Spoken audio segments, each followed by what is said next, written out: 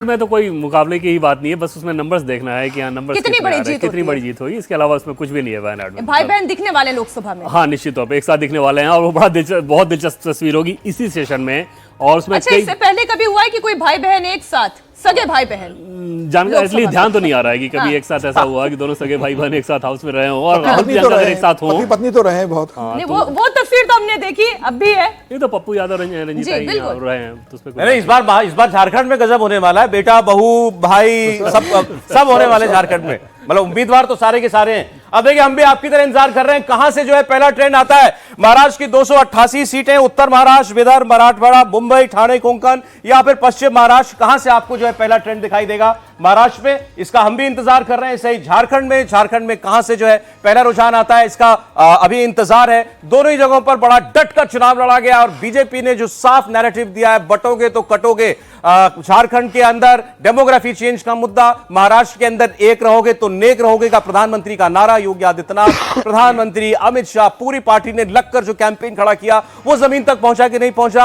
RSS ने इस बार जो सब लोग कह रहे हैं बीजेपी के साथ बिल्कुल मिलकर इस चुनाव में अपने कैंपेन को आगे बढ़ाया, उसका कितना असर दिखाई देगा जो लोकसभा चुनाव में मिसिंग था। ये सारे मुद्दे हैं जिसका आपको उसकी हकीकत थोड़ी देर में सामने आ जाएगी। और पहले ट्रेंड का इंतजार हम भी अभी कर रहे हैं। उत्तर प्रदेश के बाई इलेक्शन में भी बड़ी सब लोग नजरें गड़ाकर इंतजार कर रहे हैं। गाजियाबाद, मजबा, खैर, मीरापुर, कुंदर की कौन सी सीट से कौन सी पार्टी आगे रहने जा रही है, आपकी स्क्रीन पर नजर रखिएगा आप। झारखंड बाईं तरफ, महाराष्ट्र, आपको बाईं तरफ अलग अलग पार्टियों के नंबर पता चलेंगे, दाईं तरफ आपको उपचुनाव के नतीजे पता चलेंगे और स्क्रीन के नीचे महाराष्ट्र और झारखंड में कौन सा गठबंधन आगे कौन सा पीछे, ये आपकी स्क्रीन पर रिफ्लेक्ट होता रहेगा। इंतजार हो रहा है कि आखिर कहां से पहला रुझान आता है। 3 मिनट बीत चुके हैं, गिनती शुरू हुए 8:03 हो चुके हैं और इलेक्शन कमीशन जो है ये गिनती का काम बिल्कुल ठीक 8 बजे शुरू कर देता है। जैसे कोई एक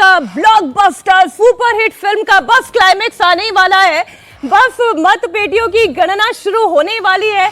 अब किसकी पिक्चर सुपरहिट होने जा रही है, कौन सा डायरेक्टर जबरदस्त परफॉर्म करने वाला है, इस पर हमारी नजर बनी हुई है। एनडीए में अगर जीत होती है, एनडीए का दबदबा बढ़ेगा, बीजेपी का एनडीए के अंदर दबदबा और बढ़ेगा। वहीं राहुल गांधी के लिए चुनौती बड़ी। सौरभ जी, महाराष्ट्र में देखें, मराठवाड़ा की 48 सीटें, मुंबई की 36 सीटें, उत्तर महाराष्ट्र की 36 सीटें, पश्चिम महाराष्ट्र सबसे बड़ा क्षेत्र 66 सीटों वाला, विदर्भ की 60 सीटें, ठाणे कोंकण की 42 सीटें। तो ये बड़े आपके सामने 6 जो रीजन्स हैं महाराष्ट्र के, कहीं से भी पहला रुझान आ सकता है। थोड़ी देर में पहले ट्रेंड का इंतजार हम भी कर रहे हैं। किसी भी वक्त 4 मिनट हो चुके हैं गिनती शुरू हुए।